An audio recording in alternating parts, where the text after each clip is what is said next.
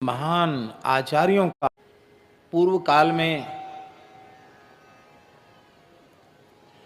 भगवान श्री आद्य शंकराचार्य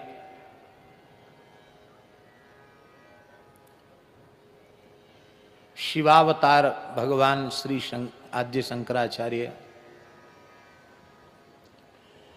शेषावतार श्री भाष्यकार श्री स्वामी रामानुजाचार्य,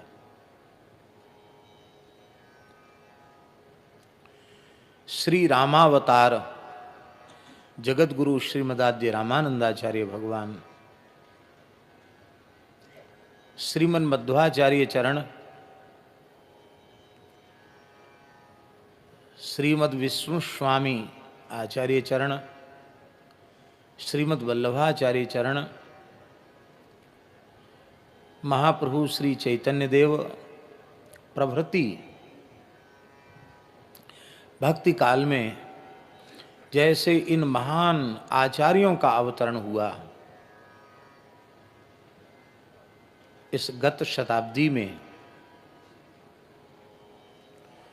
उन्हीं आचार्य कोटि के दिव्य महापुरुष पूज्यपाद धर्म सम्राट स्वामी श्री करपात्री जी महाराज का अवतरण हुआ। अवतरण हम इसलिए कहते हैं, ऊपर से नीचे उतरने को अवतरण कहते हैं। ऐसी दिव्य विभूतियां भगवत संकल्प से ही धरती पर अवतरित होती हैं। भगवान ही इनको भेजते हैं।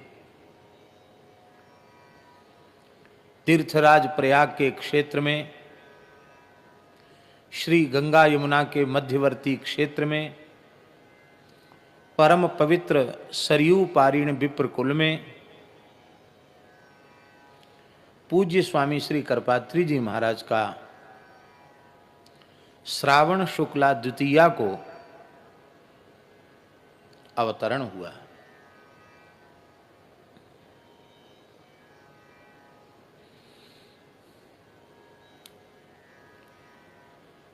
एक तो होते हैं जन्म सिद्ध, एक होते हैं साधन सिद्ध। पूज्य स्वामी जी का साधन भी बहुत उच्च कोटि का था, किंतु जो अवस्था उन्हें प्राप्त हुई वह अवस्था केवल साधन से संभव नहीं है। वो जन्मांतरीय विशिष्ट संस्कार के बिना वो संभव नहीं हो सकता। इसलिए लगता है कि वे साधन में तो क्या कहना है, उनके जैसे वे ही थे। वस्तुतः जन्म सिद्ध ही थे।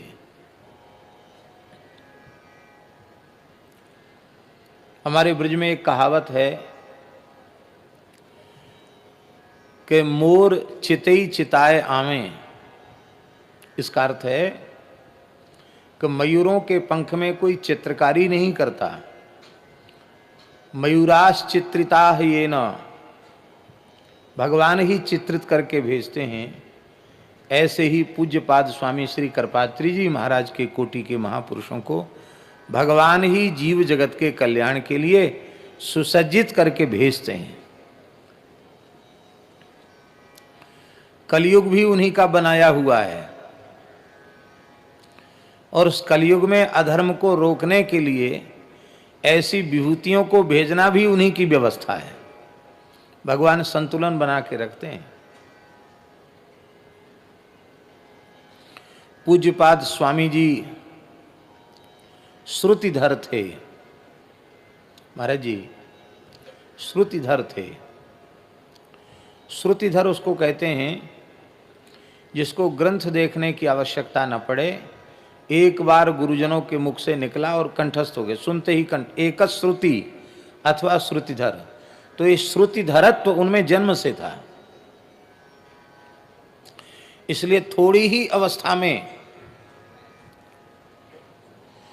जीवन की अल्प वयस में ही वे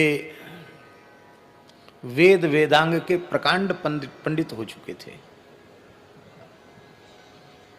विधिवत विप्र बालक की जिस आयु में उपनयन की व्यवस्था है, उसी आयु में आपका यज्ञोपवीत संस्कार हुआ।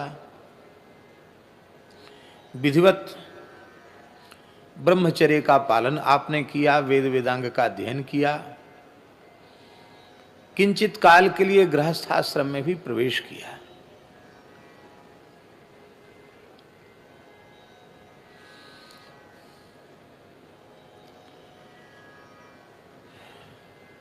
थोड़े समय के लिए एक पुत्री का जन्म भी हुआ, लेकिन सहधर्मणी भगवत इच्छा से दिवंगत हुई और तीव्र वैराग्य तो आप में जन्म से ही था, आरंभ से ही था। मातृदेवो भव, पितृदेवो भव, आचार्य देवो भव, इस भगवान वेद की आज्ञा का श्रद्धा पूर्वक पालन करने के विचार से ही उन्होंने न इच्छा होते हुए भी किंचित काल के लिए गृहस्थ आश्रम में प्रवेश किया था। किंतु यह एक घटना ऐसी घट गई कि वैराग्य तो आपके मन में तीव्र था ही, और तीव्र हो गया वैराग्य, और आप कर्मकांड की सारी विधि का संपादन करने के पश्चात सब कुछ त्याग कर परम विरक्त भाव से ग्रह त्याग करके वे चल पड़े और पैदल विचरण करते हुए नरवर पधारे। नरवर में उस समय गायत्री के परम उपासक, महान गोभक्त,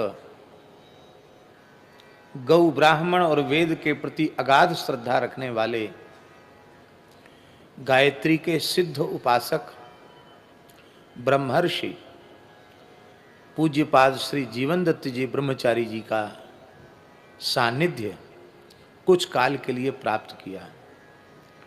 उस काल में देश के शीर्षस्थ विद्वान पूज्य ब्रह्मचारी जी की सन्निधि में थे, पर स्वामी जी कभी पुस्तक लेकर पढ़ते नहीं दिखाई पड़ते, क्योंकि वे ब्रह्मचारी वेश में थे, यज्ञोपवीत धारी थे। उस समय त्रिकाल संध्या, गायत्री का जप और गौ माता की सेवा आश्रम में ब्रह्मचारी को करना चाहिए, तो गौ सेवा, और बस सुन लेते थे। गुरुजन जो उनकी चर्चा होती उसको सुन लेते थे, सुनने से ही उनको सब उपस्थित हो जाता था। बाद में ज्योतिष पीठाधीश्वर ब्रह्मविद वरिष्ठ महान सिद्ध योगी, जिन्हें अनेक अलौकिक सिद्धियां प्राप्त थी, वे भी एक बहुत उच्च कोटि के दिव्य महापुरुष थे, श्रीमद स्वामी ब्रह्मानंद सरस्वती जी महाराज। उनसे आपने संन्यास दीक्षा प्राप्त की, दंड संन्यास प्राप्त किया, और आपका नाम श्री स्वामी हरिहरानंद सरस्वती, यह आपका नाम हुआ।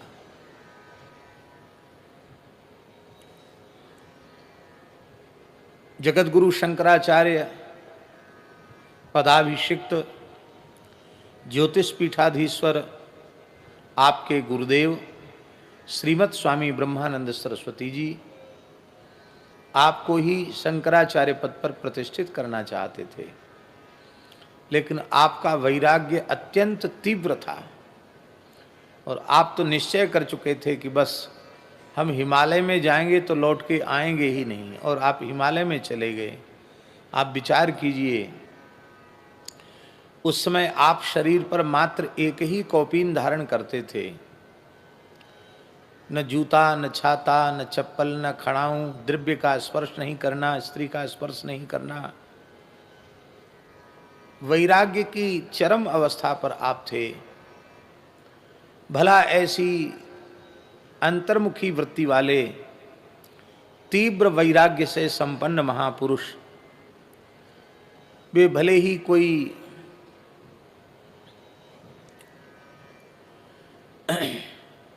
गृहस्थाश्रम की प्रवृत्ति न हो, धर्माचार्यों वाली प्रवृत्ति ही क्यों न हो, पर उनके तीव्र वैराग्य के अनुरूप वह वृत्ति नहीं थी, क्योंकि इसमें समाज में आना पड़ेगा, जनता के बीच में आना पड़ेगा, और आप जन संपर्क से सर्वथा शून्य रहना चाहते थे। और एक दिन आप हिमालय में समाधि में चले गए। उस समय उन्हें स्पष्ट भगवान की वाणी सुनाई पड़ी, आकाशवाणी सुनाई पड़ी, ब्रह्मवाणी सुनाई पड़ी कि आंख मूंद कर समाधि लगाने के लिए आप नहीं आए हो, गोवंश पर अत्याचार हो रहा है, धर्म का क्षय हो रहा है, तुम अपने कर्तव्य का पालन करो। भगवान की आज्ञा से आप इस कर्म में प्रवृत्त हुए, वहां से नीचे उतर आए।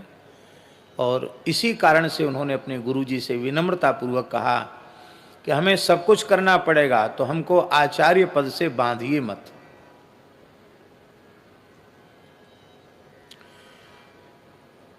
उनके तीव्र वैराग्य का ही बोधक है उनकी प्रसिद्ध संज्ञा श्री करपात्री जी। बहुत लंबे समय तक करतल भिक्षा तरुतल वासा, जो आदि शंकराचार्य भगवान ने कहा, सुर मंदिर तरुमूल निवासः शय्या भूतल मजिनम वासः सर्व परिग्रह भोग त्यागः कस्य सुखम न करोति विरागः। करतल भिक्षा 24 घंटे में एक बार अंजलि में जितना आता था उसी को वे ग्रहण करते थे, करतल पर ही भिक्षा ग्रहण करते थे। दोनों हाथ से खाने की विधि नहीं है, इसलिए अंजलि में भिक्षा लेते, फिर बाएं हाथ में जितनी अट जाती उतनी दाहिने हाथ से ग्रहण करते थे। हम लोग तो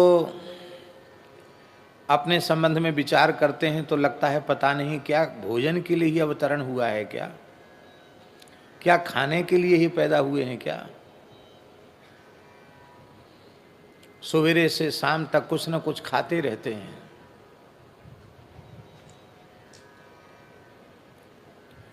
स्मृतियों में स्पष्ट लिखा है, अष्टौ ग्रासा मुनेर ग्राह्याः, मुनिवृत्ति से रहने वाले साधु सन्यासी विरक्त, उन्हें 24 घंटे में 8 ग्रास ही भोजन करना चाहिए। वो 8 ग्रास में बुद्धि नहीं लगानी भरतदास जी कि एक रोटी का 1 ग्रास मानेंगे 8 रोटी हो जाएगा बढ़िया, ऐसा नहीं। उसमें प्रमाण है, पके हुए जामुन के फल के समान अथवा आमलक के समान, आंवले के समान ग्रास लेना है। आंवला मन इतना 1 ग्रास, तो पंच तो प्राणाहुति हो गई 3 ग्रास। और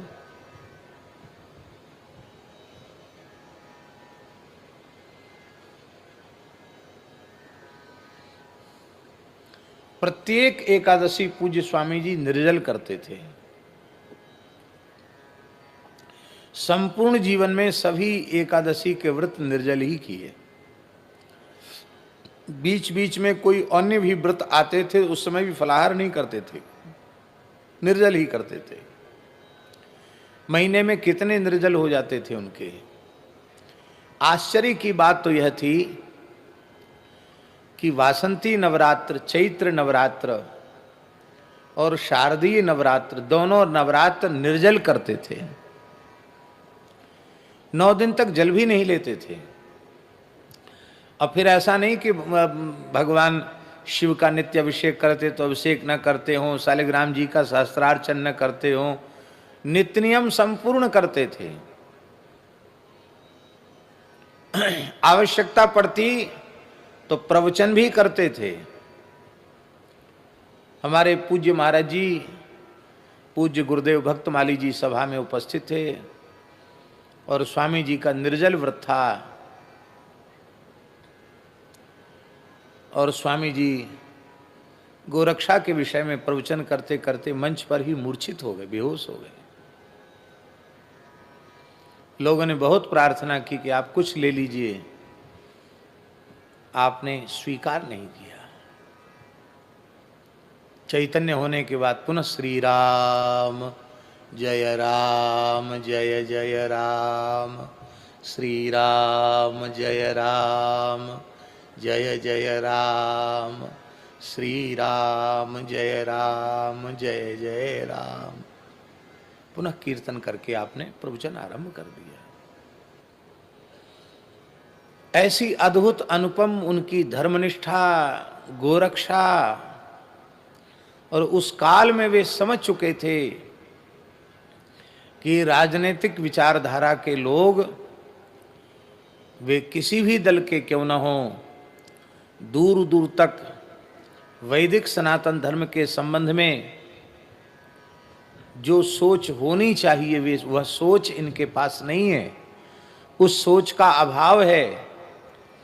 ऐसी स्थिति में हिंदू समाज किस पर विश्वास करे और गोरक्षा, धर्म रक्षा, राष्ट्र रक्षा किस प्रकार की विचारधारा को मानने वाले महानुभावों के द्वारा संपन्न होवे, उसके लिए उन्हें आवश्यकता का अनुभव हुआ और उन्होंने श्री राम राज्य परिषद नाम से एक स्वतंत्र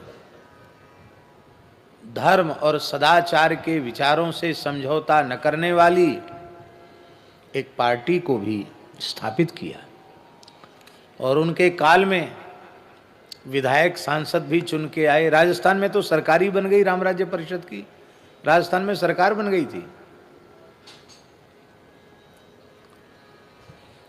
लेकिन कहने में बड़ी पीड़ा हो रही है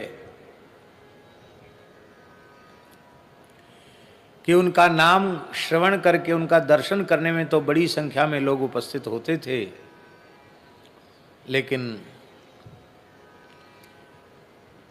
उनकी विचारधारा का हृदय से आदर करने के लिए यदि उस काल में राष्ट्र ने राम राज्य परिषद को अपना मत दिया होता तो आज जो स्थिति देश में दिखाई पड़ रही है न होती। न जाने कब तक, कब का भारतवर्ष गोवध के कलंक से विमुक्त हो गया होता। लेकिन आज इतने लंबे समय के व्यतीत होने के बाद भी ये देश जब अपने आजादी के 75 वर्ष का उत्सव, अमृत महोत्सव मना रहा है, उस काल में भी निरपराध विश्व जननी, विश्वधात्री, जगदम्बा, पिंड ब्रह्मांड के पोषण की मूल, साक्षात धरती स्वरूपा, पृथ्वी स्वरूपा गोवंश, उसकी उपेक्षा, उसका तिरस्कार तो हो ही रहा है, बड़ी निर्ममता पूर्वक उसका वध हो रहा है।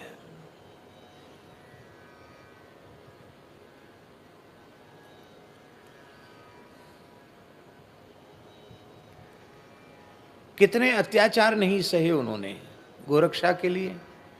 आप विचार करें, जिस काल में प्रचार प्रसार के इतने माध्यम नहीं थे, वर्तमान में जिसे सोशल मीडिया कहा जाता है वैसा नहीं था। अखबार ही एकमात्र विचारों के प्रचार प्रसार के साधन थे। मोबाइल तो था ही नहीं, टीवी थी नहीं। और उस काल में 1966 के गोरक्षा आंदोलन में लगभग 15 लाख लोग दिल्ली पहुंचे थे। जिनमें सर्वाधिक संख्या मध्य प्रदेश के लोगों की थी और दूसरे नंबर की संख्या राजस्थान की थी, और बाकी अन्य प्रांतों में से, सभी प्रांतों में से लोग आए थे, लेकिन विशेष संख्या मध्य प्रदेश और राजस्थान की थी। माताएं जिनकी गोद में दूध पीने वाले बच्चे थे, वे माताएं भी गई थी कि कोई बात नहीं, गोरक्षा के लिए हम अपने संतान के सहित बलिवेदी पर चढ़ जाएं तो हमें कोई परवाह नहीं है।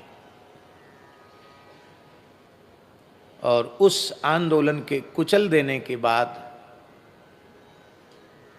आपने अपने सहयोगियों से कहा था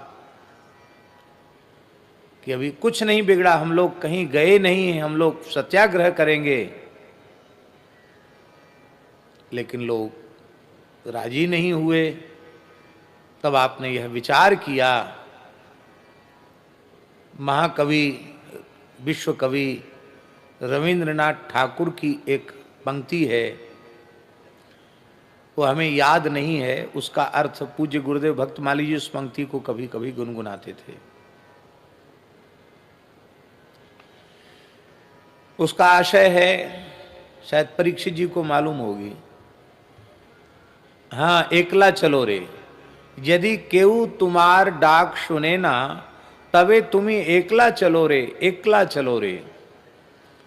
महाकवि रविन्द्रनाथ ठाकुर, विश्व कवि रविन्द्रनाथ ठाकुर कह रहे हैं कि यदि तुम पुकार रहे हो और तुम्हारी पुकार कोई सुनता नहीं है, तो तुम भीड़ की तरफ ध्यान मत दो कि मेरे पीछे आने वाला कोई है कि नहीं, तभी तुम ही एकला चलो, तुम अकेले चल पड़ो। और जब अकेले चल पड़ोगे तो तुम्हारी उस सुदृढ़ विचारधारा का सम्मान करने वाले लोग जरूर तुम्हारे पीछे चलेंगे।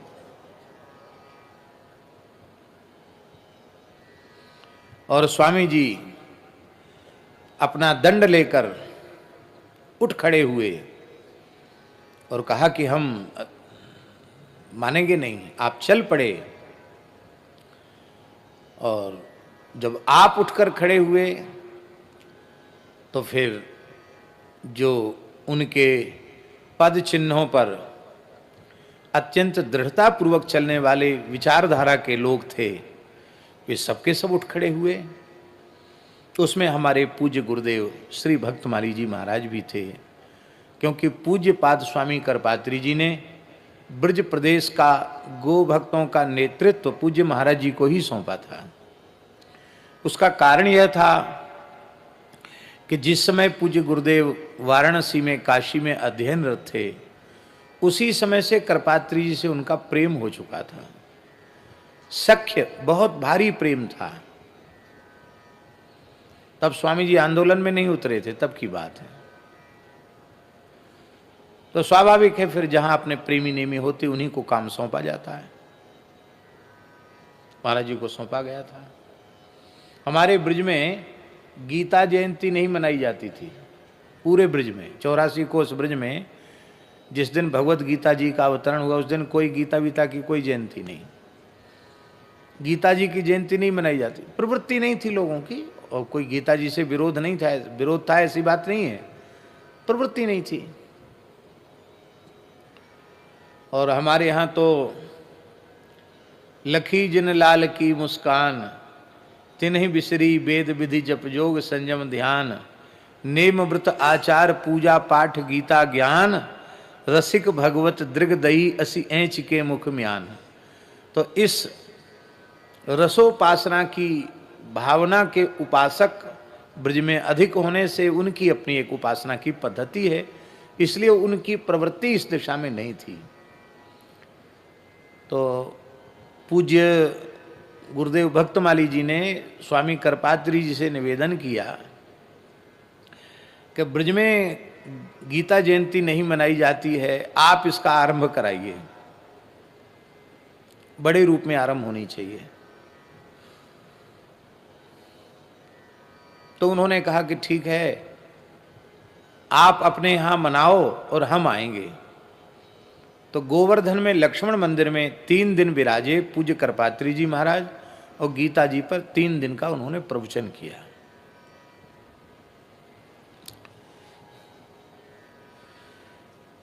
श्री कृपात्री जी थे, उन्होंने किसी विषय में मतभेद होने के कारण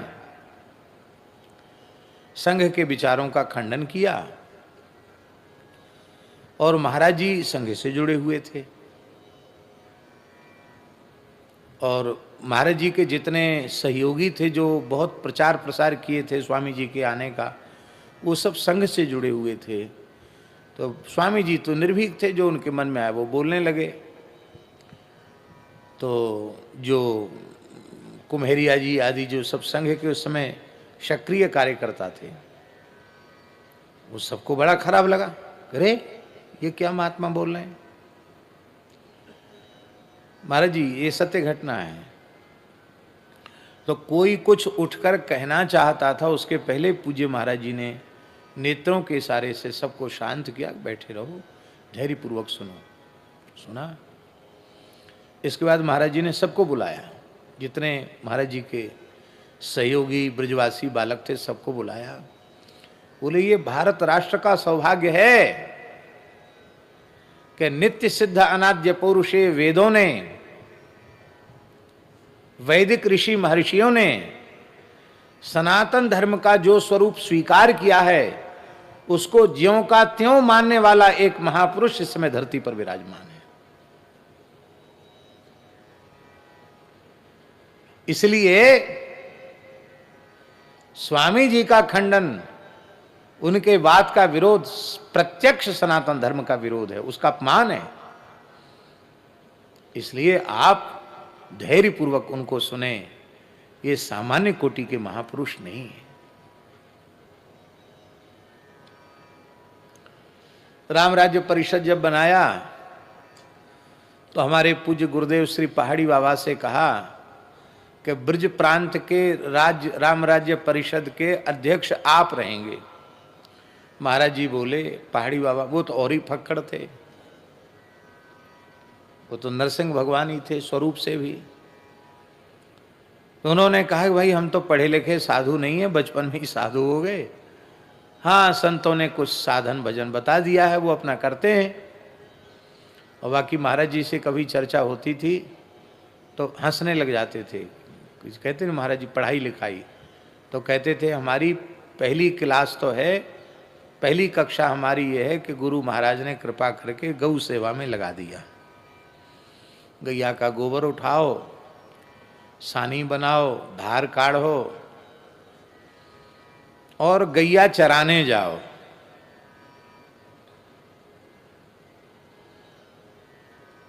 तो कहते हमने गैया चराई खाक चौक में, जमुनापल्ली पार ले जाते, जंगल में गैया चरा के लाते।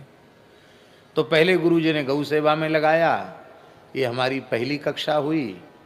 दूसरी कक्षा बर्तन मांजने में लगा दिया, भंडार के टुकना, भगोना, पलटा, कड़ाही, लंगर, इनको अमनिया करो, चौका लगाओ, इसमें लगा दिया।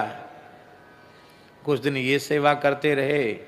बाद में किसी साधु ने करे, भैया अच्छे खानदान का विप्र कुल का सूत्रधारी साधु है, बताओ महाराज आप बर्तन मंजवा रहे हैं, अरे कम से कम रसोई बनाने लायक है, रसोई में भेजो।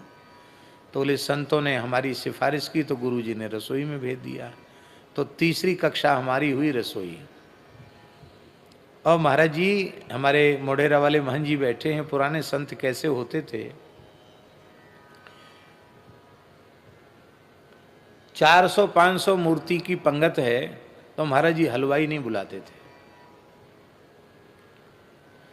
100 साल से ऊपर की आयु में भी 400-500 संतों के लिए पुआ तई पर बैठकर खुद निकाल देते थे और उनके जैसा पुआ वे ही बनाते थे, उनकी जैसी खीर वे ही बनाते थे।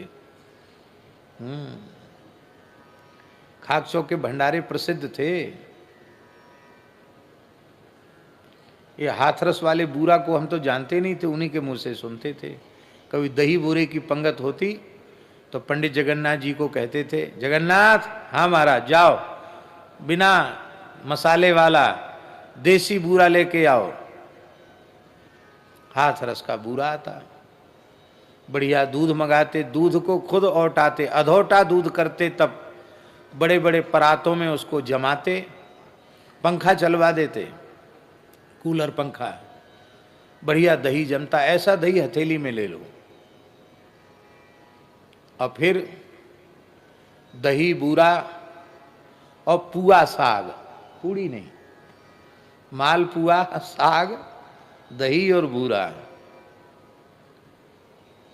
और बूरा ऐसे नहीं परोसते थे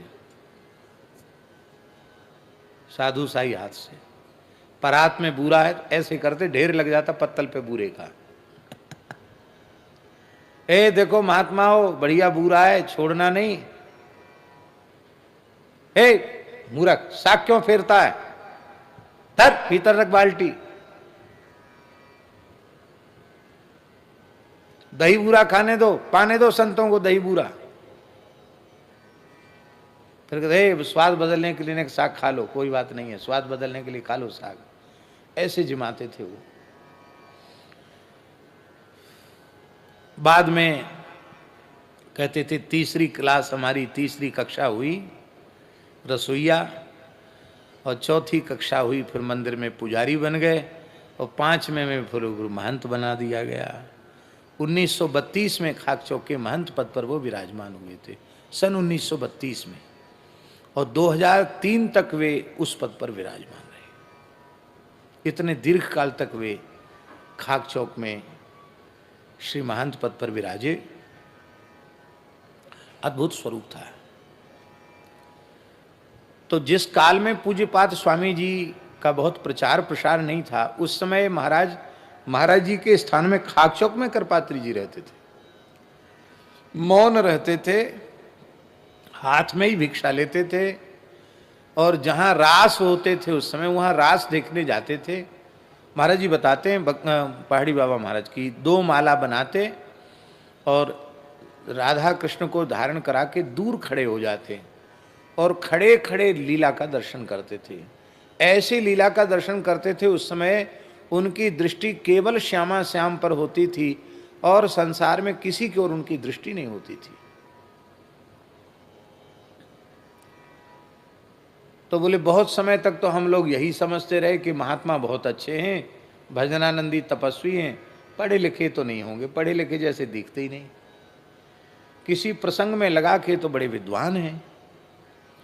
तब सब संतों ने आग्रह किया कि महाराज आप कुछ प्रवचन करना जानते हैं तो हम लोग प्रवचन सुनाइए। तो स्वामी जी बहुत आग्रह करने पर राजी हो गए, बोले ठीक है सुना देंगे। तो क्या सुनना चाहते हैं? हमारे महाराज जी ने कहा कि यहाँ वृंदावन में रामचरितमानस की कथा दुर्लभ है, रामायण की कथा नहीं, उस समय नहीं होती थी, अब तो खूब होती है, खंड पाठ भी होते, उस समय नहीं होते थे। तो ले रामायण की कथा दुर्लभ है, आप रामायण पर कुछ प्रवचन कीजिए, रामचरितमानस पर। स्वामी जी ने स्वीकार कर लिया और वृंदावन में सबसे पहला प्रवचन स्वामी जी का मिर्जापुर वाली धर्मशाला में हुआ। सबसे बड़ी धर्मशाला पुरानी वही थी और वहाँ बहुत बड़ा चौक भी था, वहीं स्वामी जी का प्रवचन हुआ। और स्वामी जी ने 2 चौपाई अपने प्रवचन के विषय के रूप में रखी। जग पेखन तुम देखनि हारे, विधि हरि शंभु नचावन वारे, तेऊ न जानहि मरम तुम्हारा, और तुम्हीं को जाननि हारा। श्री राम तत्व का इन्होंने निरूपण किया। रोज 3 घंटे प्रवचन करते थे वो, और यही चौपाई 13 दिन तक कहते रह गए। 13 दिन तक केवल 2 चौपाई की चर्चा। पहले तो 2-3 दिन तो कम साधु ही आए, बाद में तो बड़े बड़े पंडित, बड़े बड़े विद्वान, भीड़ लग गई।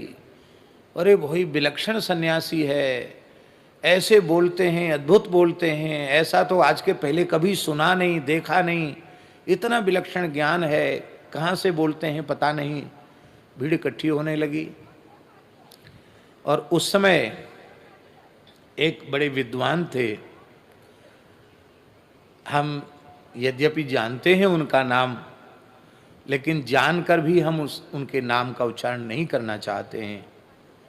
उन विद्वान महानुभाव ने पूज्य स्वामी जी को शास्त्रार्थ के लिए ललकार दिया। बोले ये तुलसीदास जी के ग्रंथ को प्रमाण मान करके ये अशास्त्रीय सिद्धांत स्थापित कर रहे हैं। विधि हरि शंभु नचावन वारे, अरे राम जी तो विष्णु का अवतार हैं, ये विधि हरि शंभु नचावन वारे ये कहाँ से? ये तुलसीदास जी की बात प्रमाण हो जाएगी क्या? हम इस विषय पर शास्त्रार्थ करेंगे। स्वामी जी गलत बोल रहे हैं। पर्चे छप गए शास्त्रार्थ के लिए, चिपक गए, चुनौती, खुली चुनौती। स्वामी जी की शास्त्रार्थ में कोई रुचि नहीं थी, लेकिन भगवत प्रेरणा से उन्होंने चुनौती स्वीकार की और उन्होंने कहा कि ठीक है, इस विषय पर कोई विद्वान चर्चा करना चाहते तो हम तैयार हैं। रामचरितमानस में एक अक्षर ऐसा नहीं है जो वेदादि शास्त्रों के विरुद्ध हो। सनातन धर्म के विचारों के सर्वथा अनुकूल यदि कोई ग्रंथ, भक्ति काल का भाषा ग्रंथ यदि कोई है तो वह केवल और केवल श्री रामचरितमानस है। स्वामी जी कहते थे, रामचरितमानस की पंक्तियों को, चौपाइयों को मैं वेद की ऋचाओं के समान आदर देता हूं। प्रत्येक चातुर्मास में वे हिंदी नहीं बोलते थे, संस्कृत ही बोलते थे। प्रवचन भी उनका संस्कृत में ही होता था चातुर्मास में, हिंदी नहीं बोलते थे। पर अपने प्रवचन में मानस जी की चौपाइयों का उदाहरण देते थे। तो काशी के विद्वानों ने पूछा उनसे कि आप हिंदी बोलते नहीं, फिर मानस जी की चौपाई तो हिंदी में है, उनको क्यों बोलते हैं? तब आपने उत्तर दिया कि भले ही वह भाषा है, पर मेरी दृष्टि में वेद की ऋचाओं के समान आदरणीय है। भगवान शिव ने हस्ताक्षर किया है, सत्यम शिवम सुंदरम लिखकर शिव ने ग्रंथ प्रमाण किया। इसलिए रामचरितमानस की कोई बात गलत नहीं हो सकती। हम इसमें पर शास्त्रार्थ कर सकते हैं, करेंगे। तो बिहारी जी के चबूतरा पर शास्त्रार्थ होगा, ये निश्चित हो गया। उसमें इतनी भीड़ भाड़ में इतनी संकीर्णता नहीं थी, अब जैसा दिखाई पड़ रहा है। बिहारी जी के चबूतरा पर शास्त्रार्थ होगा, ये निश्चित हो गया। और स्वामी जी पहुंच गए, निश्चित तिथि पर शास्त्रार्थ के लिए पहुंच गए। लेकिन जिन विद्वान ने ललकारा था वे उनके वैदुष्य के आगे कहाँ टिकने वाले थे। वो समझ लिए कि काय को छीछा लेदर करावेंगे, अपनी बोल पाएंगे नहीं उनके सामने, तो इससे अच्छा है पहले ही भाग जाना चाहिए। तो वो एक दिन पूर्व ही वहाँ से कहीं अन्यत्र चले गए, नहीं आए। और वहाँ लोगों की भीड़ इकट्ठी थी। स्वामी जी पहुँच गए शास्त्रार्थ के लिए, दूसरा कोई उपस्थित नहीं हुआ। तब स्वामी जी ने उन विद्वान का बड़ा आदर किया, यद्यपि वे उपस्थित नहीं थे। श्री वृंदावन बिहारी लाल की। परम पूज्य स्वामी श्री चेतनानंद सरस्वती जी महाराज पधारे हैं, हम उनका स्वागत करते हैं। विराजें।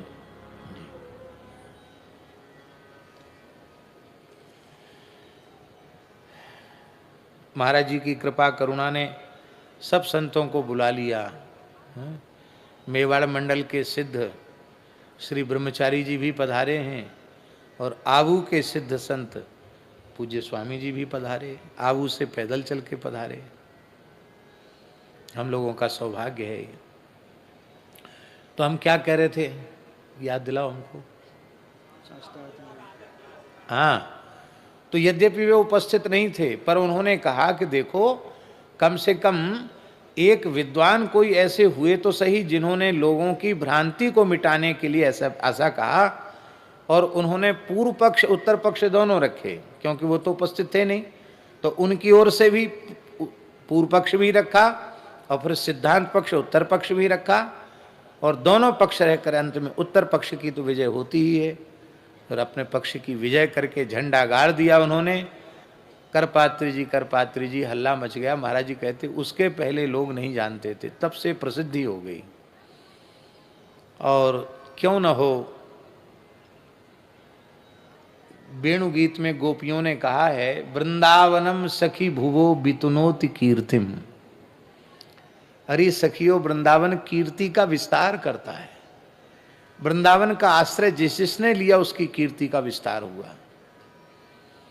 और फिर स्वामी जी की धर्म रक्षा, राष्ट्र रक्षा, इसको तो भला कौन नहीं जानता है। अपना संपूर्ण जीवन उन्होंने इसके लिए समर्पित किया। भक्ति उनके अंतःकरण में ऐसी थी। आज ही श्री मोहनदास जी, कहाँ गए मोहनदास जी? दिखाई नहीं पड़ रहा है, कहाँ भाग गए ये? अच्छा, वहाँ बैठे। आज ही श्री मोहनदास जी ने एक बड़ी सुंदर बात बताई। स्वामी करपात्री जी का संस्मरण, और उस संस्मरण के साक्षी हैं मोहनदास जी।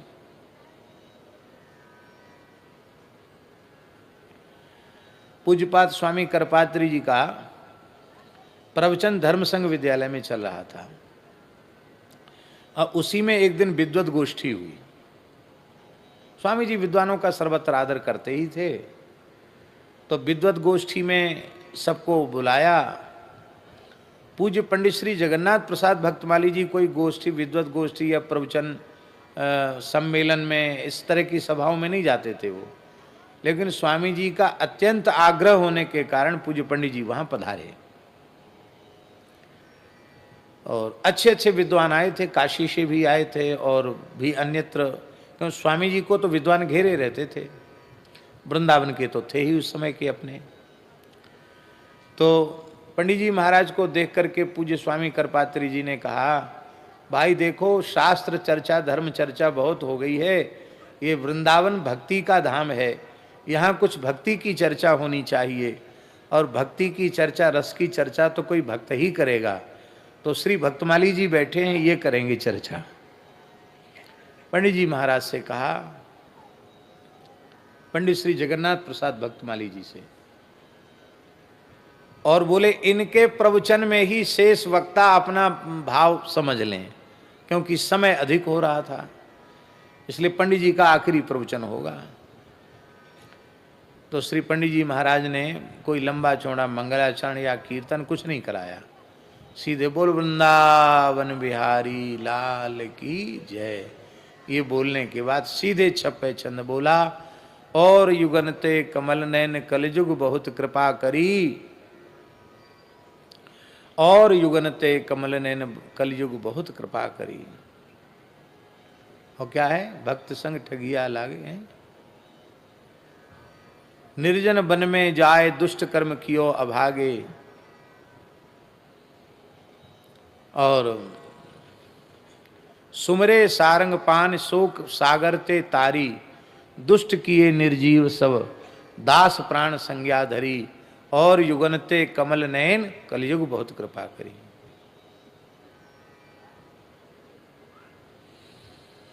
इस चरित्र का स्मरण करते करते पंडित जी भाव विह्वल हो गए। बीच दियो सो कहाँ राम कहे नारी पुकारी, राम कहते ही वे व्याकुल हो गए। और उस समय जितने महानुभाव वहां बैठे थे सबके अश्रुपात होने लग गया, और करपात्री जी ने कहा आज की सभा सफल हो गई। ऐसी उनकी भक्ति थी। वृंदावन में प्रतिवर्ष उनका प्रवचन होता था होली के अवसर पर, और स्वामी जी का नित्य नियम बहुत अधिक था। आज स्वामी जी की चित्र छवि के पूजन के साथ, गो पूजन के साथ, पूज्य स्वामी जी की जयंती के अवसर पर आज विद्वान ब्राह्मणों के द्वारा दुर्गा सप्तशती का मूल पारायण भी आज संपन्न हुआ है। और आज दास को आपकी पूज्य स्वामी जी की चित्र छवि के पूजन का सौभाग्य प्राप्त हुआ, और संतों के सहित पूज्य पथमेड़ा महाराज जी ने भी पूज्य स्वामी जी की छवि का पूजन किया। हम तो स्थिति पर अपने बाल्यकाल से, विद्यार्थी जीवन से ही करपात्री जी की जयंती में सम्मिलित होते रहे हैं, और धर्म संघ विद्यालय में जो स्वामी जी की जयंती पर विद्वत गोष्ठी होती थी, उसमें विद्यार्थियों की ओर से प्रवचन हमारा होता था।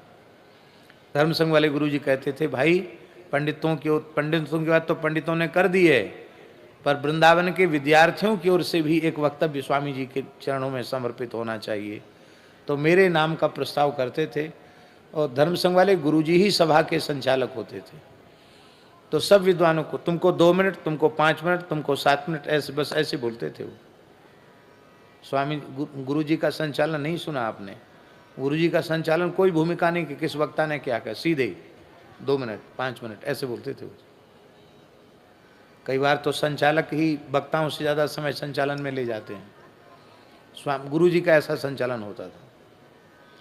हमको कहते थे तो हम पूछते, गुरु जी कितना समय? बोले सब समय तुम्हारा है, जितनी देर बोलना चाहो उतनी देर बोलो।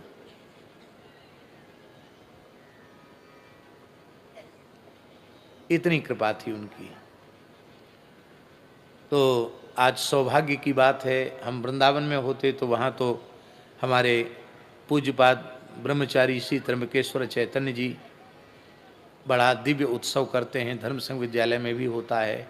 वहाँ होते तो हम वहाँ उपस्थित होते, लेकिन आज यह मनोरमा गोलोक महातीर्थ में गो माता की शरणी में, उनके आश्रय में इतने दंडधारी नारायण स्वरूप सन्यासियों के, यतियों के मंगलमय सानिध्य में और पूज्य संतों के, महापुरुषों के मंगलमय सानिध्य में आज स्वामी जी का पावन स्मरण करने का सौभाग्य हम सबको प्राप्त हो रहा है।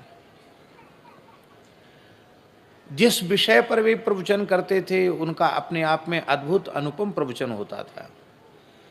वृंदावन में श्री राधा सुधा निधि विशुद्ध रसोपासना का ग्रंथ है, पर जब वे श्री राधा सुधा निधि पर प्रवचन करते थे तो श्री राधा वल्लभी गोस्वामी गण भी उनके प्रवचन का श्रवण करके कहते थे, कहीं ऐसा तो नहीं है कि श्री हरिवंश महाप्रभु इनमें ही आविष्ट होकर बोल रहे हों। ये काषाय वस्त्रधारी, यह दंडधारी सन्यासी वृंदावन की रसोपासना की इतनी गंभीर चर्चा कैसे करते हैं?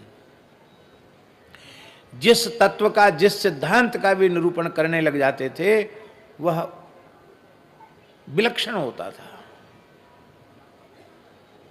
एक बार कुछ अंतरंग लोगों ने कहा, स्वामी जी आप जिस विषय पर करते हो तो लगता है आप इसी देवता के उपासक हो, इसी विषय के पंडित हो, तो हम लोग तो बड़े भ्रम में पड़ गए।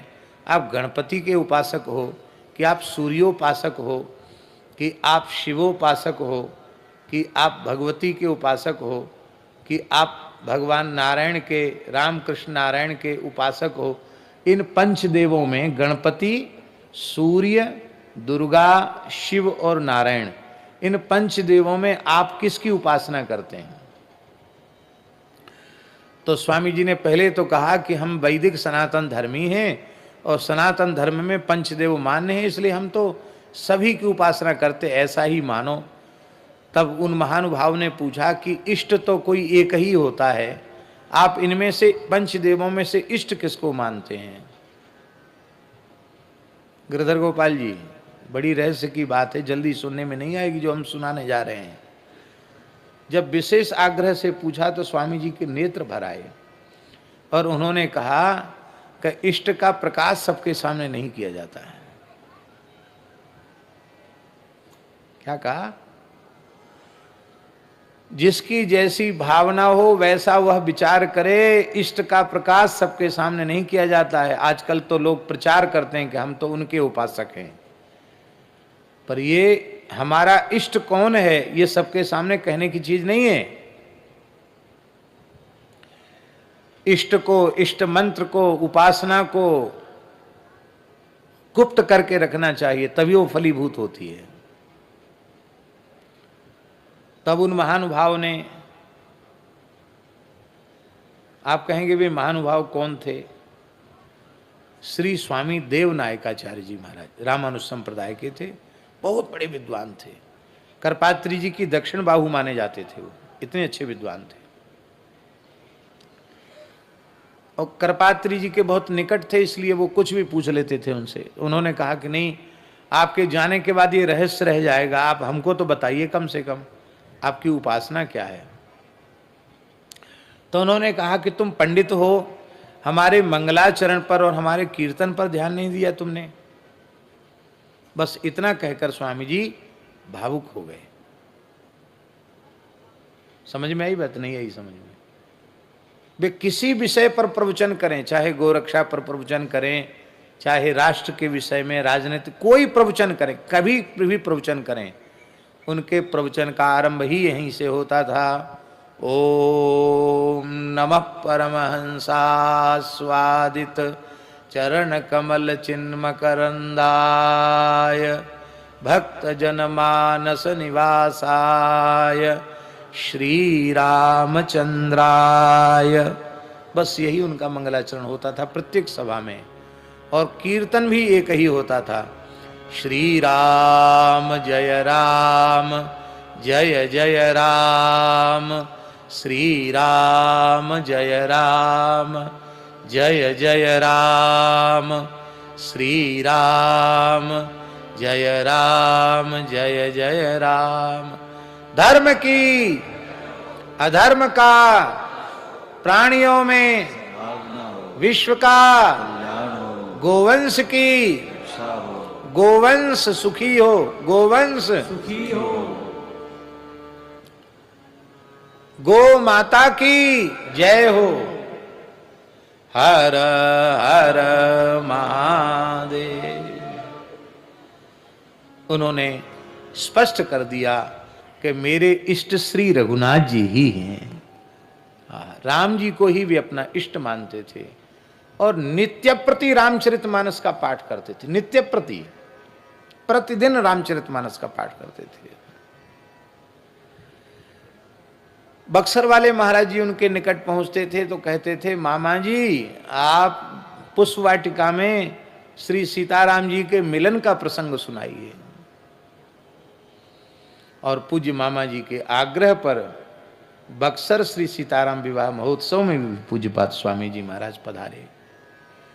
उनके धर्म विषयक विचारों का पूर्ण निष्ठा से आदर करने वाले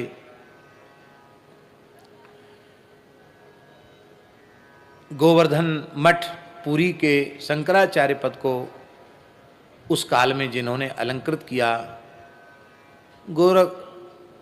गोरक्षा के लिए जिन्होंने सुदीर्घ काल तक 72 दिन का उपवास किया, अनशन किया, ऐसे पूज्यपाद स्वामी श्री निरंजन देव तीर्थ जी महाराज, जगत गुरु शंकराचार्य स्वामी श्री निरंजन देव तीर्थ जी महाराज, उनके विचारों का हृदय से आदर करने वाले, उनके पद चिन्हों पर चलने वाले थे। हमने उनका दर्शन भी किया, उनका प्रवचन भी सुना। उन्होंने ही ये बात कही थी पूज्य श्री स्वामी निरंजन देव तीर्थ जी महाराज ने कि जब तक भारतवर्ष में गोवध बंद नहीं हो जाता है तब तक हम सिंहासन पर नहीं बैठेंगे, तब तक हम छत्र चमर आदि जो शंकराचार्य के चिन्ह हैं उनको हम स्वीकार नहीं करेंगे। और आज भी उस परंपरा का निर्वाह करते हुए वर्तमान पुरी पीठाधीश्वर जगत गुरु शंकराचार्य श्रीमद स्वामी निश्चलानंद सरस्वती जी महाराज उस पद को सुशोभित कर रहे हैं। और आज शंकराचार्यों में एकमात्र श्रीमद स्वामी निश्चलानंद सरस्वती जी महाराज ऐसे महानुभाव हैं जो छत्र चमर आदि स्वीकार नहीं करते हैं और सामान्य सिंहासन पर ही विराज करके वे धर्म विषयक प्रवचन करते हैं। उनके वक्तव्य में, उनके विचारों में धर्म सम्राट स्वामी श्री करपात्री जी महाराज के सिद्धांत की झलक दिखाई पड़ती है। क्यों न हो, वे उनके कृपा भाजन ही हैं, शिष्य ही हैं। तो सत शिष्य में गुरु का प्रतिबिंब होना स्वाभाविक है, होना ही चाहिए। हम लोगों का सौभाग्य है कि इस समय जगत गुरु शंकराचार्य पद को पूरी पीठाधीश्वर श्रीमद स्वामी निश्चलानंद सरस्वती जी महाराज सुशोभित कर रहे हैं। हमने तो विद्यार्थी जीवन से ही उनका वक्तव्य, उनका प्रवचन सुना है जब वे शंकराचार्य पद पर विराजमान नहीं थे। अब तो शंकराचार्य पद पर हैं, हम सबके आदर्श हैं, पथ प्रदर्शक हैं, मार्गदर्शक हैं। और इस पथमेड़ा के संपूर्ण गो सेवा के प्रकल्प पर उनका बहुत भारी अनुग्रह है, उनकी कृपा है।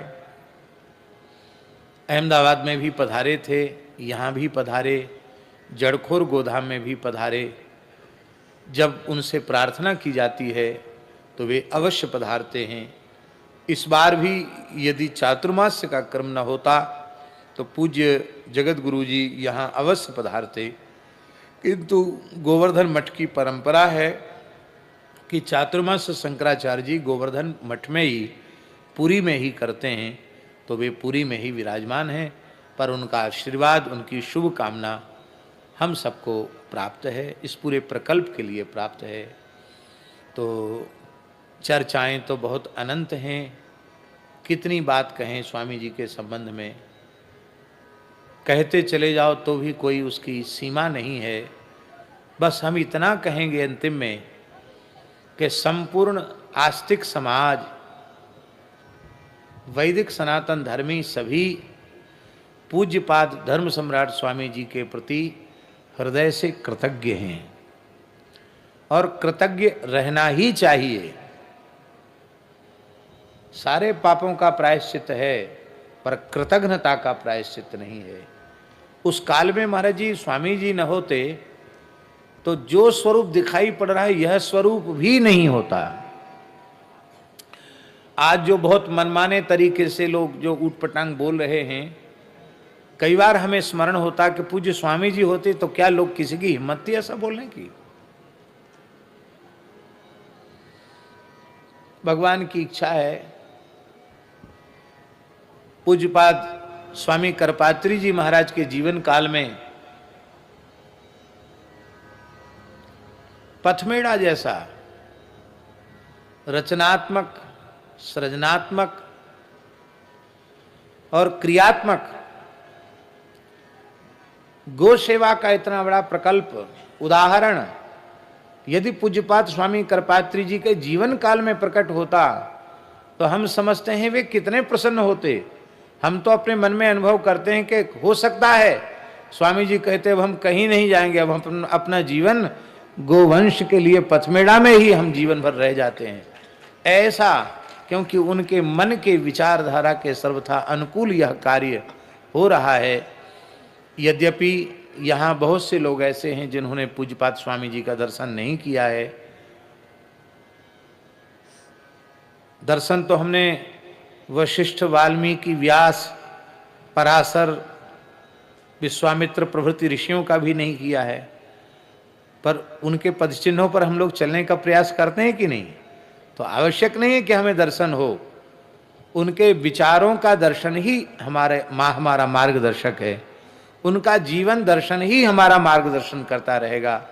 ऐसी विश्व वंद्य सर्वभूत हृदय धर्म सम्राट पूज्यपाद स्वामी श्री करपात्री जी के युगल पादारविंद में आज श्रावण शुक्ला द्वितीया स्वामी श्री करपात्री जी महाराज की जयंती के अवसर पर व्यासपीठ से संपूर्ण पथमेड़ा गो सेवा के प्रकल्प की ओर से, संपूर्ण भारतवर्ष के गो उपासक गो भक्तों की ओर से, गौशालाओं की ओर से, पूज्य दंडधारी यति वृंदों की ओर से, विराजमान पूज्य संतों की ओर से, पूज्य महंत जी महाराज की ओर से एवं श्रद्धेय गो ऋषि श्री पथमेड़ा महाराज जी की ओर से और दास अपनी ओर से भी पूज्यपाद स्वामी जी के चरणों में अत्यंत कृतज्ञता पूर्वक अपनी प्रणामांजलि निवेदित करता हुआ अपनी वाणी को श्रद्धा पूर्वक स्वामी जी के चरणों में समर्पित करता हुआ विराम लेता है।